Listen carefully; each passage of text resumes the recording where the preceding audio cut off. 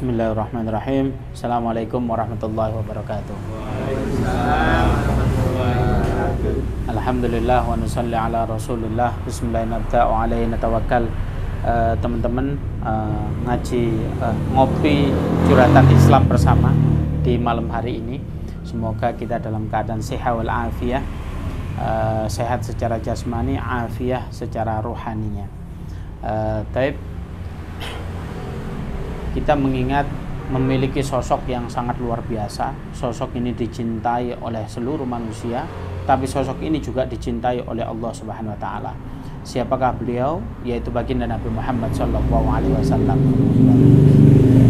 Allah Subhanahu wa taala berkata, "Innallaha wa malaikatahu yusholluna 'alan nabi, ya ayyuhalladzina amanu shollu 'alaihi wa sallimu taslima." Maknanya Allah bersolawat kepada Nabi, malaikat ya salawat kepada Nabi. Kita diperintahkan oleh Allah Subhanahu wa taala, ya ayyuhalladzina amanu shollu 'alaihi wa sallimu taslima. Kita juga diperintahkan oleh Allah untuk bersolawat kepada Nabi. Solawat maknanya mendoakan. Kalau Allah maknanya apa? Solawatnya Allah itu maknanya memberikan rahmat. Kalau malaikat maknanya menunjukkan ketaatannya kepada Allah. Nah, kalau kita mendoakan baginda Nabi, ibarat kata, mohon maaf, seandainya Rasulullah itu gelas, beliau itu sudah penuh akan rahmatnya Allah. Sekali kita mengatakan Allahumma sholli ala Sayyidina Muhammad, maka rahmat Allah diturunkan kepada baginda Nabi, tapi amber.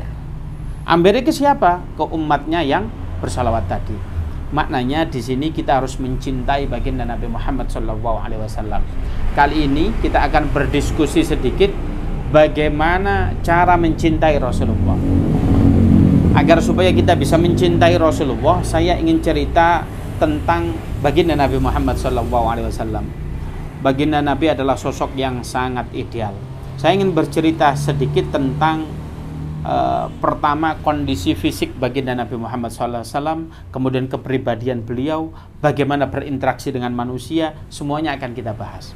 Yang pertama, beliau itu tidak terlalu tinggi, tidak terlalu pendek. Maknanya proporsional. Beliau tidak gemuk, ya tidak kurus. Beliau itu jika jalan, indikasi Rasulullah jalan itu nggak pernah nyeret. Nah, itu langkah kakinya begini. Itu Rasulullah, berarti wong nggak malas. Nah, itu kan Rasulullah. Rasulullah itu dadanya bidang, perutnya six-pack. Nah, kalau saya ini one pack ini ya. Rasulullah itu six-pack. Makanya Rasulullah hidupnya sehat itu. Nah, itu Rasulullah begitu. Nah, Rasulullah itu orangnya kuat, ruhiyahnya kok Allah Subhanahu wa taala juga kuat. Nah, itu tentang fisiknya Rasulullah. Kalau kita ndak mandi, udah nggak usah 3 hari, sehari saja, wah ambune kecut ndak karuan. Tapi Rasulullah itu keringetnya tambah wangi. Itu Rasulullah Shallallahu Alaihi Wasallam. Rasulullah itu dikasih kelebihan oleh Allah, tatkala beliau melihat ke sana, mampu melihat sesuatu yang di belakang. Terbukti salah satu garwa beliau, tatkala mengikuti beliau dari belakang, beliau dari depan, beliau langsung berkata, "Ada apa engkau mengikuti aku?" Beliau tahu. Kita kan tidak tahu, kalau kita hanya melihat ke depan. Itu beliau. Maknanya beliau itu secara fisik gantengnya luar biasa. Kita mengenal bahwasanya baginda Nabi itu yang paling ganteng adalah Nabi Yusuf. Tapi kalau Nabi Yusuf dibandingkan dengan Nabi Muhammad SAW, nggak ada apa-apanya, Pak. Bayangkan Nabi Yusuf itu kalau ada cewek ngelihat, itu tatkala dia motong apel, itu nggak terasa tangannya yang kepotong. Itu saking gantengnya. Beliau ingin melihat apa? Kegantengan Nabi Yusuf. Tapi Nabi Muhammad jauh lebih ganteng. Tapi gantengnya Nabi Muhammad itu beliau sangat berwibawa. Sehingga jarang sekali ada orang yang mampu menatap wajahnya baginda Nabi Muhammad SAW. Itu secara fisik baginda Nabi Muhammad SAW begitu. Baginda Nabi juga memiliki kelebihan yang tidak diberikan oleh manusia pada umumnya. Di antaranya suatu ketika ada khadimahnya, pembantunya. Beliau itu Rasulullah itu biasanya memiliki bejana, yang mana bejananya itu di bawah ditaruh di kolong tempat tidur beliau. Beliau kalau kencing, paginya beliau yang membuang kotorannya. Tapi apa yang terjadi? Suatu ketika beliau pagi-pagi, malamnya kencing, paginya dilihat bejananya nggak ada. Di mana ini bejana saya? Nggak ada ya Rasulullah. Kemana? Sudah kamu buang? Ya Rasulullah, sudah kubuang berkali-kali. Ini kencing Rasulullah, nggak boleh sembarangan. Orang langkain kencing Rasulullah itu nggak boleh di dalam sebuah hadis. Ini bagaimana ini? Rasulullah kemudian nanya ke pembantunya itu, beliau berkata, iya ya Rasulullah, sudah kubuang ke sini. Kalau ngomong secara hukum, najis. Tetapi kencing Rasulullah ini tidak. Ternyata apa kata Rasulullah? Nggak dikatakan dia, ini gimana barang najis inti minum? Nggak bilang begitu. Kemudian khadimah jadi bilang apa? Kamu nanti selama hidupmu insya Allah tidak terkena penyakit. Itu barokahnya Rasulullah. Pernah suatu ketika Rasulullah dihijamah, dibekam. Rasulullah dibekam itu bagaimana? Setelah dibekam, tolong ini kamu buangkan darahku, darah bekas. Kita ketahui darah itu najis, nggak boleh dong. Lalu apa yang terjadi setelah itu? Sudah kamu buang, sudah. Di mana kamu buang? Diam saya. Di mana kamu buang? Di sini ya Rasulullah. Maknanya dimakan. Apa kata beliau? Insya Allah kamu tidak akan diadab oleh Allah Subhanahu Wa Taala, diadab kubur maupun diadab yang ada di neraka jahanam. Masya Allah. Maknanya Rasulullah ini afdalul bashar.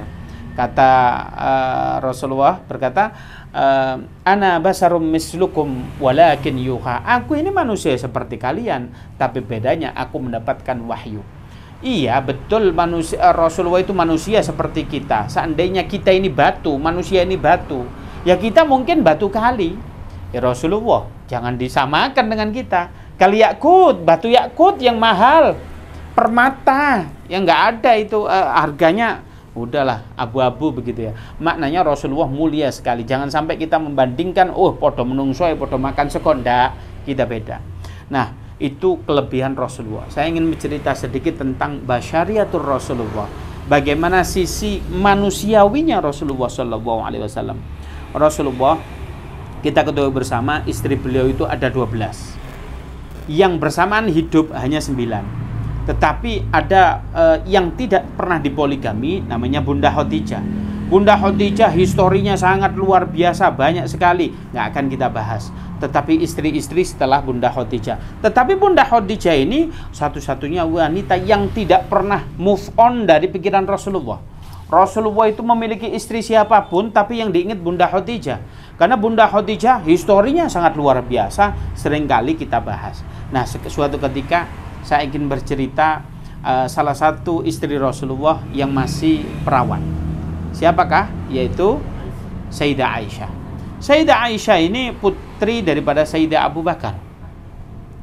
Suatu ketika ada festival Habasyah. Festival Habasyah, ya kalau di Malang ini mungkin ada sound horeg begitu ya. Tapi ya nggak ada sound horegnya dulu itu. Lah, festival Habasyah Sayyidah Aisyah melihat, oh bagus ya.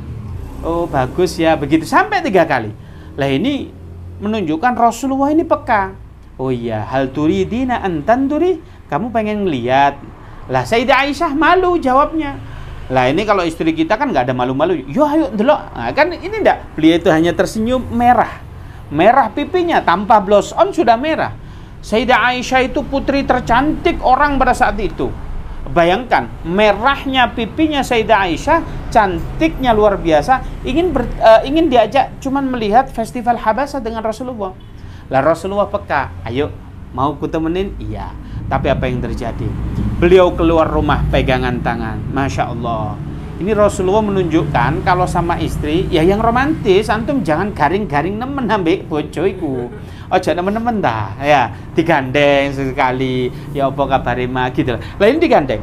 Tapi pada saat nyampe di festival Habasyah, apa yang dilihat? Dagunya Sayyidah Aisyah itu ditaruh sini. Pipinya Sayyidah Aisyah ditempelin dengan pipinya baginda Nabi. Ini nggak bisa dibayangkan. Rasulullah yang tadi antum saya gambarkan gantengnya luar biasa, berduaan dengan Sayyidah Aisyah yang cantiknya luar biasa, berdempetan, melihat. Kemudian apa? Sudah lama melihat. Nah, ini Sayyidah Aisyah sengaja membuli para jomblo-jomblo pada saat itu ya. Nah, ini loh, yang mesra itu begini nih. Lah, Sayyidah Aisyah kemudian berromantis ria dengan Rasulullah sallallahu alaihi wasallam. Lalu apa yang terjadi? Pada saat itu Rasulullah sudah agak lama beliau sudah agak manja begitu. Bahasanya mau dikata agak manja begitu. Sampai ditanya sudah masih manja. Sampai ketiga kali baru Rasulullah Sayyidah Aisyah mengatakan, "Ya, sudah." Kemudian beliau pulang. Keadaan semacam ini disebut hadis, sehingga para sahabat ya sudah komen lah istilahnya. Oh begini ya, yang harus dilakukan kita terhadap istri kita itu begitu lah. Termasuk kita kalau dengar sejarahnya Rasulullah ya harus komen, antum praktekkan di dalam keluarga. Begitu juga para sahabat. Nah, yang dilakukan Sayyidah Aisyah komen atas statusnya Rasulullah ini, dilihat di WhatsApp itu mungkin ya, di komen. Apa komennya? Komen beliau di status sosial media, sungguhnya aku tadi tidak menikmati festival Habasah, tetapi aku menikmati keromantismen bersama Rasulullah Shallallahu Alaihi Wasallam. Maknanya seorang istri itu kalau dia ajak romantis suaminya, ya menikmati. Jangan aslinya aku ambil bapak ya arek gue gak seneng aku aslinya. Ya terpaksa, anak gue gede-gede ya, jangan begitu. Ini maknanya Sayyidah Aisyah betul-betul mencintai Rasulullah, kalau diajak romantis juga seneng. Nah, itulah Sayyidah Aisyah. Suatu ketika juga Sayyidah Aisyah ini interaksi dengan istri yang lain, istrinya Rasulullah. Lah ini bagi yang dibayangin aja lah, kalau yang sudah punya istri dua nggak apa-apa, ini yang belum dibayangin aja lah ya. Sayyidah Aisyah itu begini, Sayyidah Aisyah waktunya Nabi Muhammad ini di rumahnya Sayyidah Aisyah. Suatu kata Sayyidah Aisyah itu masak begini, kemudian ada namanya Sauda. Sauda itu di dalam beberapa riwayat beliau dikatakan nikah dengan Rasulullah umurnya 50. Tapi pas kejeda ini nggak tahu beliau umur berapa. Ya berarti di atas 50 atau 50, kurang lebih begitu. Beliau datang, Sayyidah Aisyah bilang begini, "Hei, cobain nih makananku." "Enggak aku udah kenyang." "Loh ini makanan nggak ngenyangin." "Oh ini kan." "Enggak." "Ayolah cobain." "Enggak, jangan maksa dong, aku ini udah kenyang." Bilang begitu. Kalau kamu nggak mau makan berarti kamu nggak ngargain aku. Lah ini loh terjadi. Jangan dianggap orang yang istrinya dua ini santai-santai aja ini. Ini depan Rasulullah, istrinya begitu. Tanyakan yang sudah punya dua ini. Yang satu hayalin aja semuanya ya. Nah, itu begitu. Kemudian Sayyidah Aisyah, kalau kamu nggak mau makan, aku lempar tepung nih kamu. Kemudian apa kata disautin oleh Sayyidatuna Sauda, bilang gitu, "Ayo, kalau berani," begitu kan? Dilempar tepung. Pem. Sayyidah Sauda ini malu mau membalas ada Rasulullah, tapi Rasulullah mengasih kode balas. Nah, begitulah kurang lebih ya. Kalau zaman sekarang gitu, dilempar tepung, tepung jadi kemana-mana. Lalu apa yang terjadi? Ternyata ada Asadullah, yaitu singanya Allah. Siapa? Sayyidina Umar bin Khattab. "Assalamualaikum." Orang yang paling tegas di antara orang-orang kafir Quraisy, orang-orang suku Quraisy pada saat itu.